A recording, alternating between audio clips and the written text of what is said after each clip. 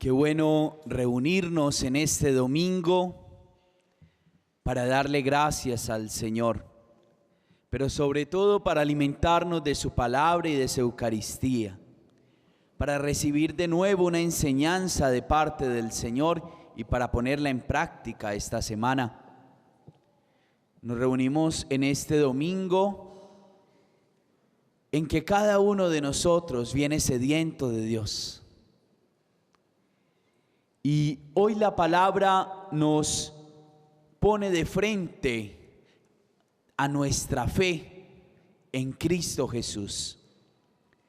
Si hacemos memoria, el domingo anterior encontrábamos a una mujer sufriendo de flujos de sangre, la hemorroísa, y encontrábamos a un hombre suplicándole a Jesús que fuera y curara a su hija, Jairo.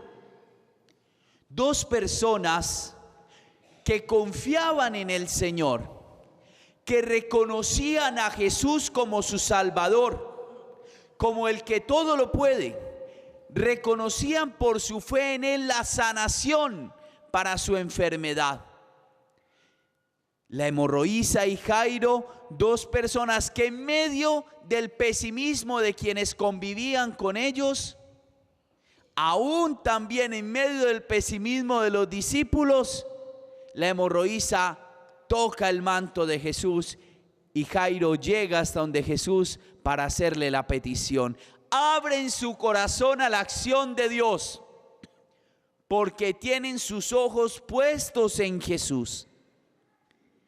Por el contrario, hoy en este domingo nos encontramos que aquellos quienes viven con Jesús, quienes conocen a Jesús desde pequeño, no le reconocen como el Salvador. Y por eso se preguntan, ¿y quién es este? ¿Y de dónde saca todas estas enseñanzas? Si nosotros lo vimos crecer, si este no es el hijo del carpintero, el hijo de María, ¿de dónde haciendo milagros ahora? ¿Con qué autoridad predica? Y a mí eso me parece paradójico, porque quienes le conocen de cerca no le reconocen como el Hijo de Dios, el Salvador, el que todo lo puede. Y hace 8 días, dos que si acaso habían escuchado en el camino de Jesús, le reconocen como su Salvador. Y ahí es donde nosotros debemos preguntarnos si tenemos el corazón abierto, como lo tenía hace 8 días la hemorroísa y Jairo, o si tenemos el corazón cerrado, como lo tienen estos amigos familiares de Jesús, que están cerca de Él. A veces nos dedicamos a conocer muchísimo de Jesús, a estudiar muchísimo a Jesús, a aprender demasiada doctrina, y eso está muy bien porque debemos crecer en conocimiento, porque debemos saber en qué es lo que creemos, en quién es que creemos.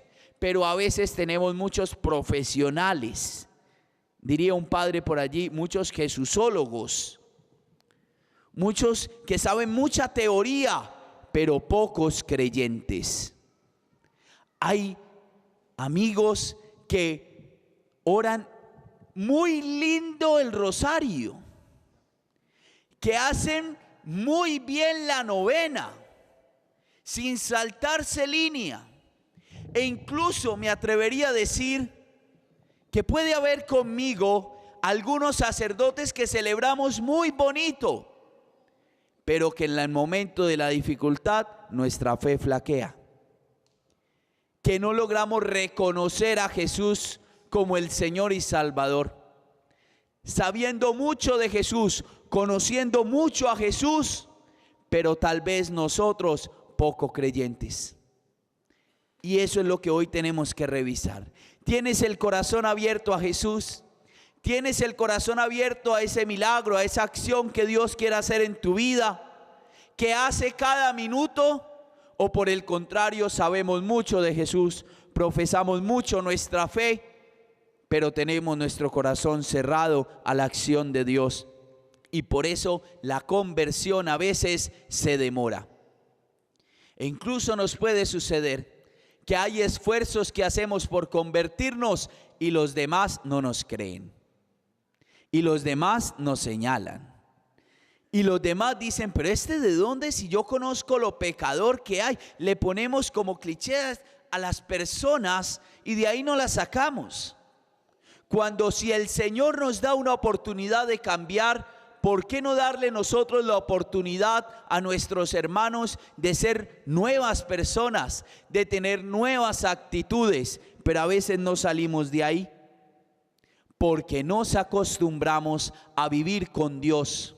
Así como cuando uno se acostumbra a vivir con la familia, el esposo con la esposa, y no se disfrutan la vida, y por más que la esposa se organice bien bonita, va a la peluquería, gasta horas para estar bella para su esposo, el esposo no logra decirle qué linda que estás, si acaso la saluda, porque se acostumbró a vivir.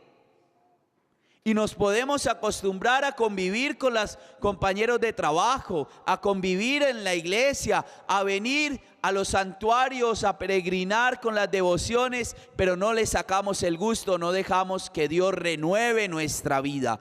Nuestra vida de fe no puede ser una rutina. Cada día debemos asombrarnos de toda la obra y milagro que hace el Señor en nosotros. Por eso, ante la incredulidad de quienes estaban con Jesús, dice la palabra, no pudo hacer ningún signo, ningún milagro. A veces nosotros nos desgastamos demasiado revisando nuestras debilidades, lamentándonos por nuestros problemas, quejándonos de nuestro pecado, cuando hoy Pablo nos dice, te basta mi gracia, porque mi poder triunfa en la debilidad. Nos basta solo la gracia de Dios para creer en Él. No gastemos tanto tiempo quejándonos en el pecado. No gastemos tanto tiempo quejándonos de muchas cosas, buscando otros caminos, buscando otras respuestas. Nos basta solo la gracia de Dios. Esa gracia que nosotros debemos alimentar todos los días y que hemos recibido desde el bautismo. Te basta mi gracia. Cuando somos débiles, entonces somos fuertes, porque es en la debilidad, porque es cuando a veces caemos en el pecado que nos reconocemos necesitados de Dios.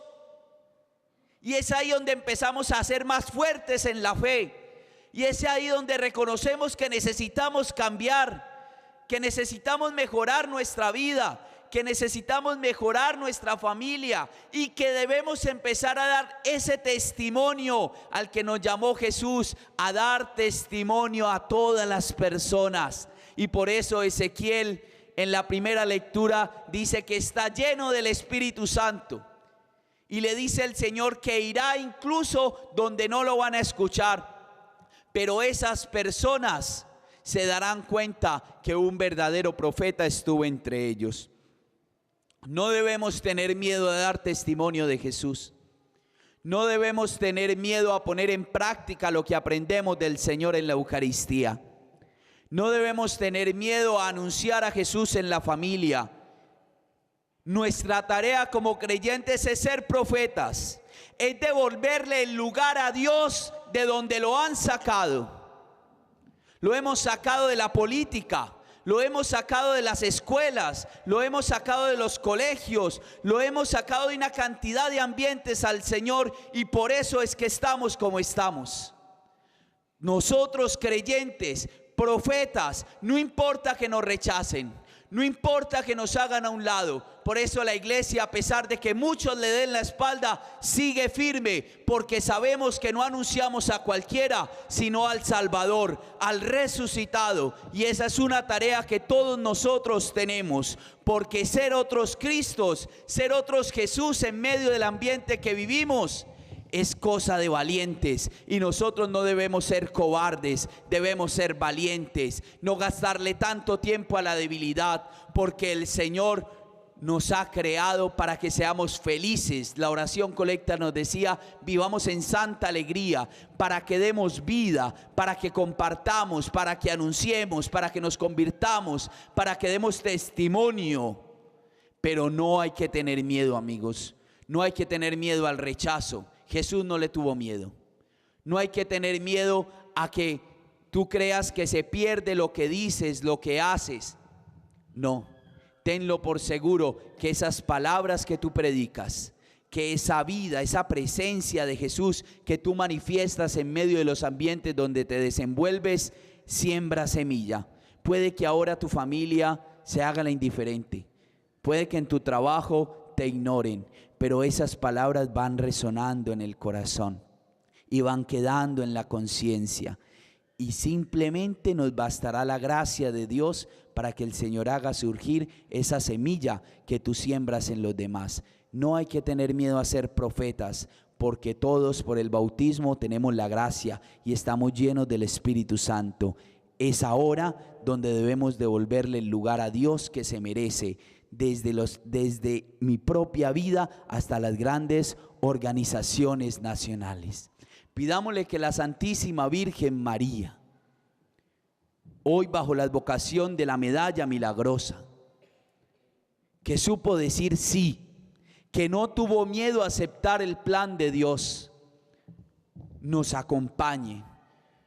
Su ejemplo nos dé valentía para no salir corriendo ante la propuesta del Señor, para no salir corriendo ante el rechazo de los demás, para no salir corriendo ante la indiferencia del dolor humano, sino ser como ella, valiente, diciendo sí al plan de Dios, y también valiente en la dificultad, estando al pie de la cruz cuando Jesús estaba agonizando.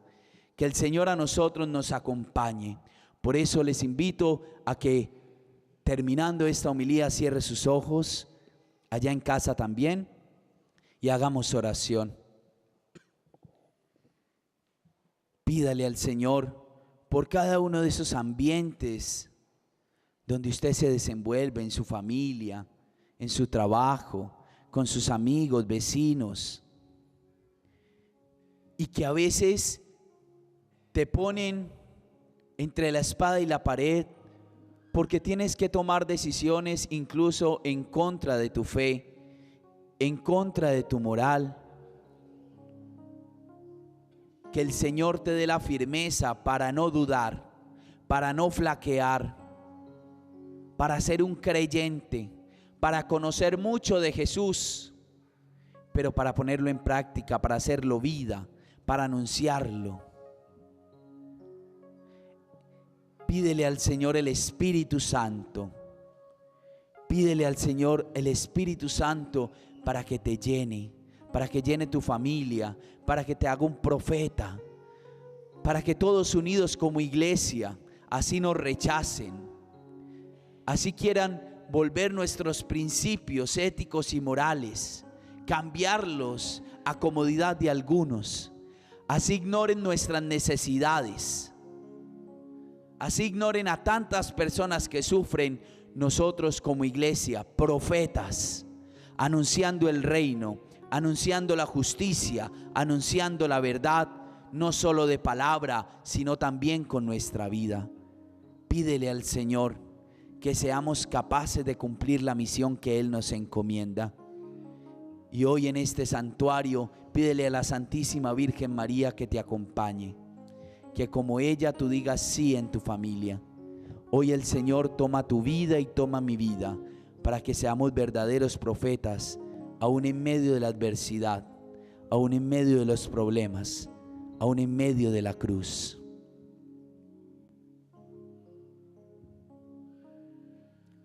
Amén.